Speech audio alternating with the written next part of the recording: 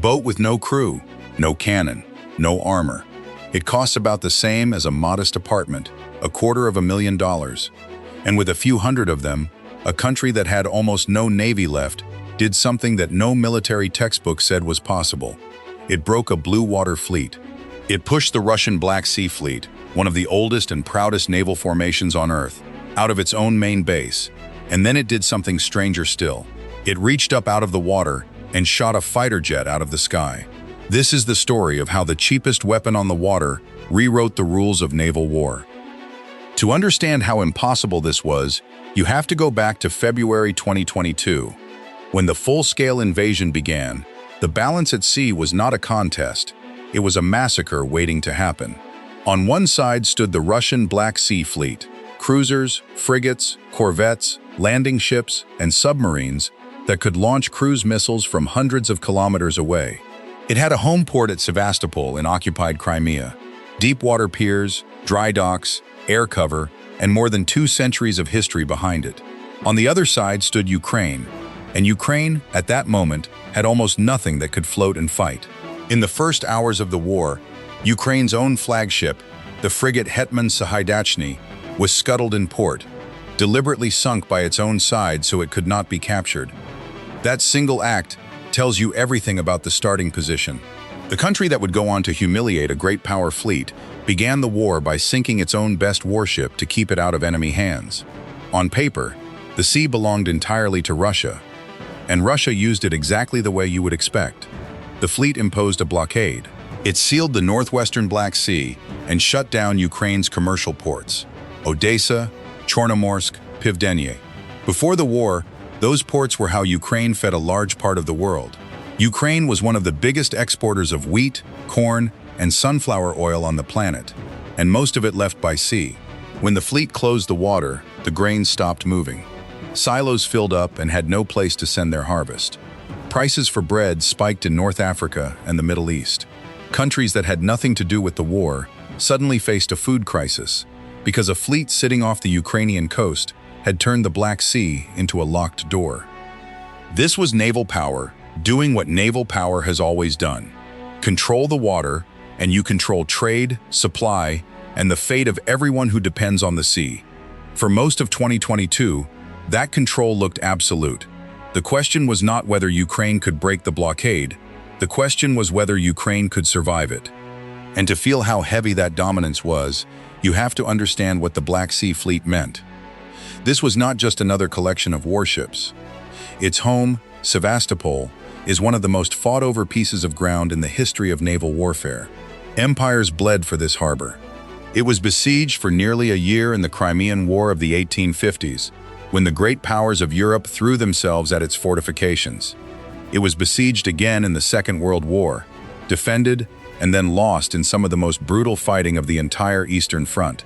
For more than 2 centuries, whoever held Sevastopol held the key to the Black Sea, and the fleet based there was treated as a symbol of national power, paraded, celebrated, woven into the identity of the state that owned it. When Russia seized Crimea in 2014, one of the real prizes was this base and this fleet. So when we talk about what came next, understand the scale of it. A weapon built in workshops was about to humble a fleet that emperors and dictators had spent lifetimes and oceans of blood to keep. That is the distance this story travels. Then came the first crack. In April 2022, the flagship of the fleet, the missile cruiser Moskva, caught fire and sank. Ukraine said it was hit by 2 Neptune anti-ship missiles, fired from the shore.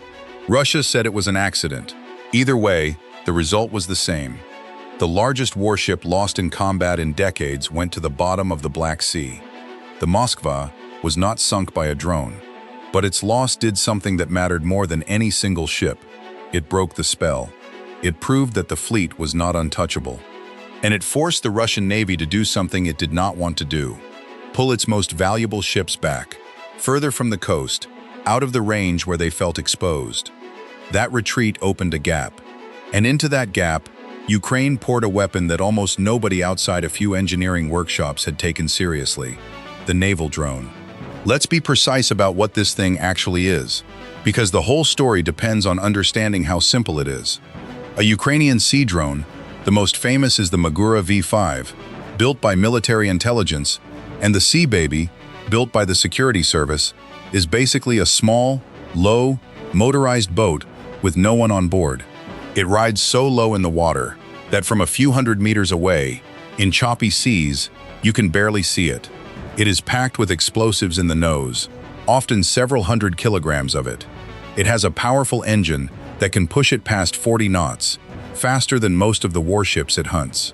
It has a range that can stretch hundreds of kilometers, far enough to cross the entire western Black Sea. And it is guided by a human operator sitting safely on land, watching through onboard cameras, and steering by satellite link, the same kind of connection that streams video to your phone. That is the entire concept, a remote-controlled speedboat filled with explosives, driven by a person who is never in danger, aimed at a warship that costs 1,000 times more. The price of one of these drones is somewhere around $200,000 to $300,000. The price of a Russian missile corvette is in the hundreds of millions. The math of that exchange is the single most important fact in this entire war at sea, and we will come back to it. But first, the hunting.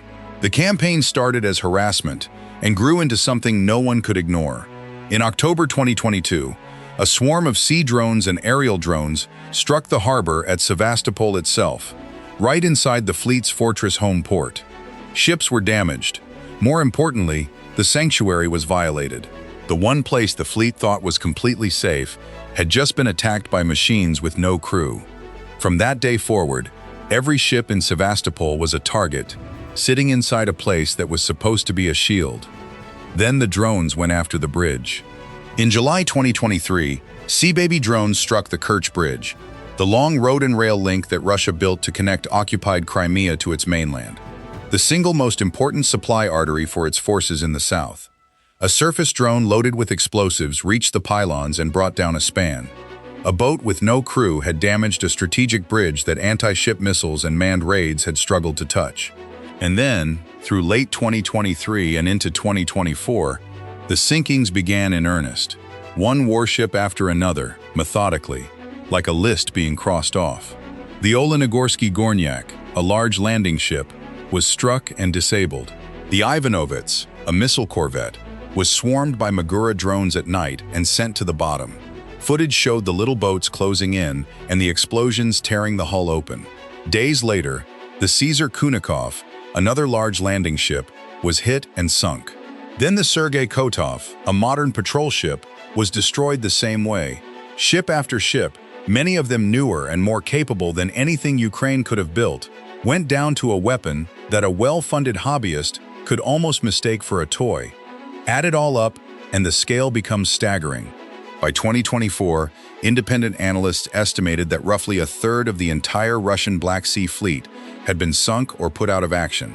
Not by another navy, not by a superpower ally, but by a mix of shore-launched missiles and cheap, crewless boats. A third of a great power fleet, gone, taken apart piece by piece by a country that had scuttled its own flagship on day one.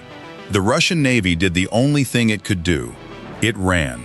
Through 2023 and 2024, the fleet quietly pulled its surviving major warships out of Sevastopol, the historic home of the Black Sea Fleet, the base it had fought wars to keep, and moved them east to Novorossiysk, on the Russian mainland coast, further from Ukrainian drones.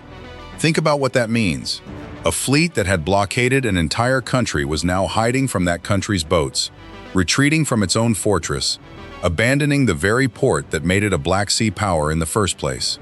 And here is the payoff that the whole world felt, not just the two countries fighting. As the fleet pulled back, the blockade broke. Ukraine established its own shipping corridor, hugging the western coast, protected by the same drones and missiles that had cleared the water. And the grain started moving again. Exports climbed back toward pre-war levels. Cargo ships that had been trapped in port for months finally sailed.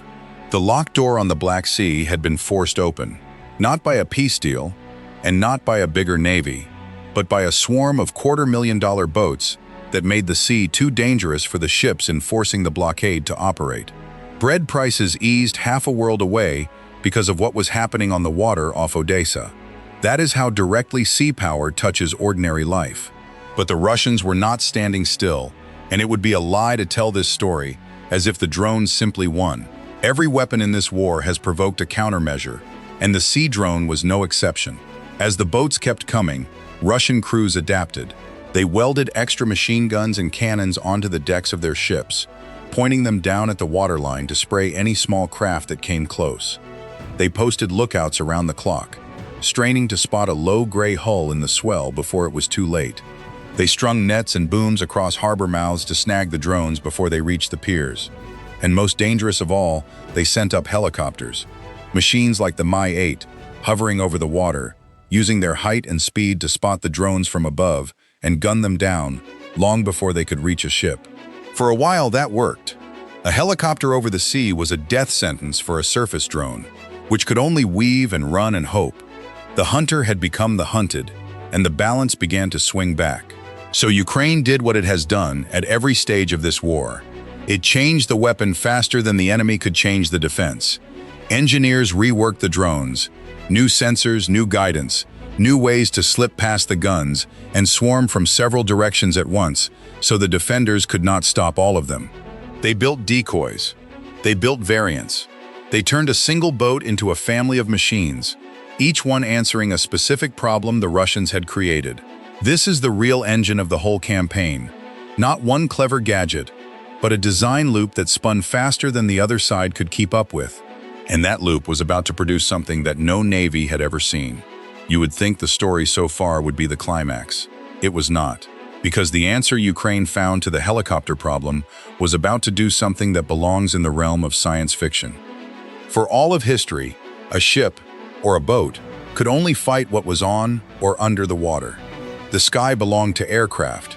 A helicopter or a jet could hunt a surface drone at will, hover overhead, and pick it off, and the drone could do nothing but try to dodge. That was simply the order of things. Then Ukrainian engineers did something that no one had ever successfully done in combat. They bolted air-to-air missiles onto a sea drone. They took the same kind of heat-seeking missile that fighter jets use to kill each other in the sky, mounted it on a crewless boat, and turned the hunted into the hunter. At the very end of 2024, a Magura drone armed with these missiles shot down a Russian military helicopter over the Black Sea, and then a second one. For the first time in history, a naval drone had destroyed an aircraft. A boat with no crew had reached up and killed something in the sky. The rules that had held since the dawn of naval aviation had just been broken by a machine that costs less than a luxury car. And then, in May 2025, came the moment that made navies around the world stop and stare. A newer, upgraded Ukrainian sea drone, carrying an air-to-air missile, shot down not one, but two Russian fighter jets in a single ambush. Not slow helicopters this time, but Su-30s, fast, modern combat aircraft, among the most capable in the Russian inventory, each worth tens of millions of dollars. A crewless boat had destroyed manned fighters in the sky. There is no precedent for this anywhere in military history. A weapon system that did not meaningfully exist before this war had just added a category of kill that no admiral had ever planned for. Now let's go back to that math, because it is the reason this entire story matters far beyond the Black Sea. A sea drone costs somewhere between $200,000 and $300,000. The ships it has sunk cost hundreds of millions each. The aircraft it has downed cost tens of millions. Every time one of these drones connects, the exchange rate is brutally, absurdly in Ukraine's favor. A cheap, mass-produced, crewless machine trading up for something 100 or 1,000 times more expensive, something that took years to build and years to crew and train. And unlike a warship or a jet, when a sea drone is destroyed, no one dies and the factory just builds another one. You cannot win a war of that arithmetic by being richer or bigger. The cost curve runs the wrong way for the powerful side. This is why the navies of the world are watching the Black Sea the way they once watched the great battles that changed naval doctrine forever. Because the lesson here is not really about Russia and Ukraine. The lesson is that the age of the untouchable capital ship, the giant, expensive, crewed warship, as the unquestioned ruler of the sea, is under a threat it has never faced before. If a country with essentially no navy can dismantle a great power fleet with boats built in workshops, then every navy that has bet its power on a handful of enormous, priceless ships has to ask a very uncomfortable question. What happens when the enemy can build 1,000 cheap hunters for the price of one of your flagships? The United States Navy is studying it, and not just on paper. The American military has launched a whole effort to field thousands of cheap, expendable, autonomous machines across the air and the sea. A deliberate bet that in a future war, quantity of small, smart, throwaway systems may matter more than a handful of exquisite, irreplaceable ones. That is the Black Sea lesson, turned into policy, inside the most powerful navy on Earth. China is studying it too, and everyone knows why. The waters around Taiwan are exactly the kind of narrow, contested sea where swarms of cheap drones could turn a crossing into a nightmare. A straight 150 kilometers wide, packed with ships, is a shooting gallery for crewless boats launched from the shore. Any force trying to cross that water in the face of 1,000 cheap hunters faces the same arithmetic that broke the Black Sea Fleet, and both sides in that potential fight know it. The images coming out of the Black Sea are being watched in Washington, in Beijing, in Taipei, and in every naval headquarters that has ever assumed its big ships could rule a narrow sea.